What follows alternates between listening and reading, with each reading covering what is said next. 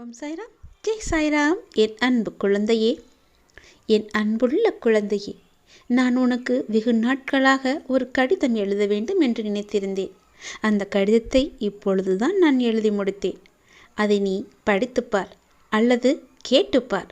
செவிகுளர நல் செய்தி சொல்ல வந்திருக்கிறேன். நீ கவலைப்படாதே, நீ என் கைகளில் இருக்கின்றாய். பாதுகாப்பான கைகள் என்னுடையது. மோசமாக உன்னை ஒருபோதும் நான் விட்டு விட மாட்டேன்.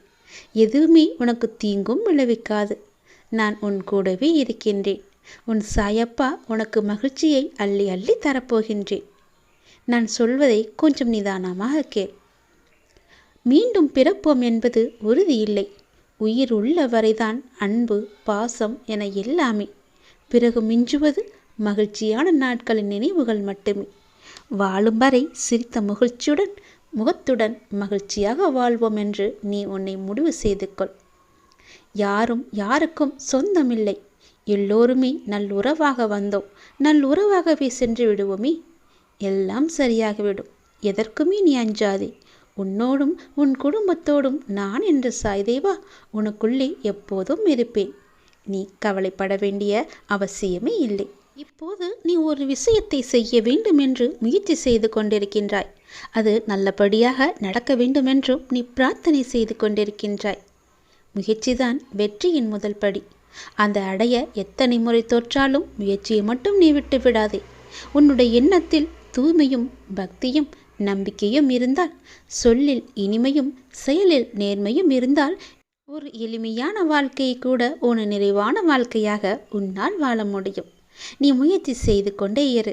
நீ முயற்சி செய்ய செய்யதான் அது உனக்கு ஒரு அனுபவமாக இருக்கும். அந்த அனுபவத்தின் மூலமே உனக்கான வெற்றியும் உனக்கு தெரிய வரும். என்னுடைய விழி உன் மேல் இருக்கும்போது இனி உன்னுடைய வழி என் கையில் இருக்கின்றது என் தங்கமே. என்னை பற்றியும் என் லீலைகள் பற்றியும் உன் காதுகளால் கேள்விப்பட்ட போதுதானே என் மீது உனக்கு பக்தி பிறந்தது. வாயாலும் மனதாலும் என்னிடம் கேட்ட போதுதானே உன் வேண்டுதல் நிறைவேற ஆரம்பித்தது. அப்படியே நீ தொடர்ந்து கேள். என்னோடு பேசு. முடிந்தால் வாய்விட்டு பேசு. தனிமையில் மனதுக்குள் பேசு. பேசுவதை மட்டும் விட்டு விடாதே. உனக்கு லௌகீக சௌக்கியங்களுக்கு குறைவு வராது. உன் பிள்ளைகள் உன் விருப்பப்படி நன்றாகவே இருப்பார்கள். உரிய காலத்தில் அவர்களுக்கு தேவையான வேலையும் நல்ல வாழ்க்கையும் நான் அமைத்து தருகிறேன். உனது தட்டு எப்போதும் நிரம்பியே இருக்கும்படி நான் பார்த்து கொள்கிறேன். நான் இல்லாமல் நீ எப்படி தனித்து ஒரு நொடியும் இருக்க முடியாதோ அப்படித்தான் உன்னை பிரிந்தும் என்னால் ஒரு நொடியும் தனித்து இருக்க முடியாது. நான் வெள்ளத்தை காண்பித்து சோதனை என்கின்ற மருந்தை கொடுக்கும்போது அதை தயங்காமல் நீ குடித்து வா. விரதமோ உபவாசமோ தேவைப்படாமல் தீர்த்த யாத்திரைக்கு செல்வேன், அவசியமில்லாமல் அங்கு தங்குகிறேன் என்று எல்லாம் சொல்லாதே.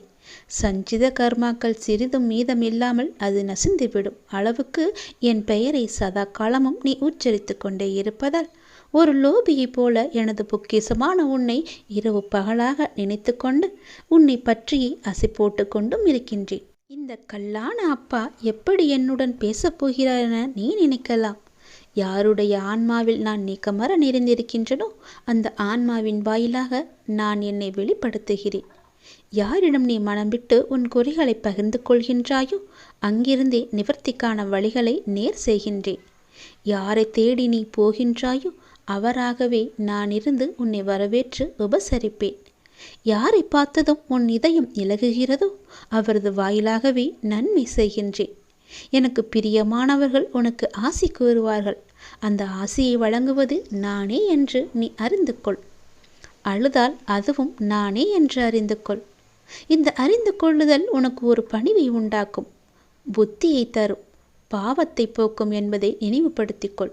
நீ என்னுடைய பிள்ளை என்ற மமதையுடன் இல்லாமல் என்னை சரணாகதி அடைந்து பக்தி செய்தாலே போதும். இவை அனைத்தையும் கொடுத்துவிட்டு உன்னை எல்லா இக்கட்டுகளிலிருந்தும் நான் விலக்கி காப்பேன். அன்புடன் என் மீது பக்தி செய்து எனக்கு தேவை செய்தால் தேவாதி தேவனான நான் உன் மீது மட்டுமல்ல உன் தலைமுறைகள் மீதும் கருணை வைத்து காப்பேன். என் சேவை, பஜனை, என்னிடம் முழுமையான சரணாகதி ஆகியவற்றுடன் எனக்குள் என்னுடைய அப்பா முழுமையாக நிறைந்திருக்கிறார். இதனால் நான் அவரைப் போல முழுமையானவளாக இருக்கின்றேன். எனது இந்த முழுமை என் பிரார்த்தனைக்கு பலனை தரப்போகிறது என உறுதி செய்து கொண்டு வா. பொய்யை உடைய நாக்கு, குற்றமில்லாதவர்கள் மீது பழி சுமத்தும் வாய், கெட்ட ஆலோசனைகளை கூறும் இயல்புடைய இதயம், அடுத்தவருக்கு தீமை செய்வதற்காக விரைந்து செல்லும் கால்கள், ஒரு சார்பாக பொய் சாட்சி சொல்லுதல், அக்கம் பக்கத்தினரிடம் சகோதரிடமும் விரோதத்தை உண்டாக்கும் குணம், இந்த அருவறுப்புகள் நீங்கி சுத்தமாக உன்னை மாற்றிக்கொண்டு வா. உன் துன்பங்கள் தொலையும், உன்னுடைய விருப்பங்கள் நிறைவேறும். ஒருவருக்கு நாம் செய்யும் நன்மையும் தீமையும் நமக்கும் நம் அடுத்த தலைமுறைக்கும் வரும் என்பதால் எவருக்கும் தீமை செய்திடாமல் நன்மை செய்தால் வாழ்க்கை ஒளிமயம் ஆகும்.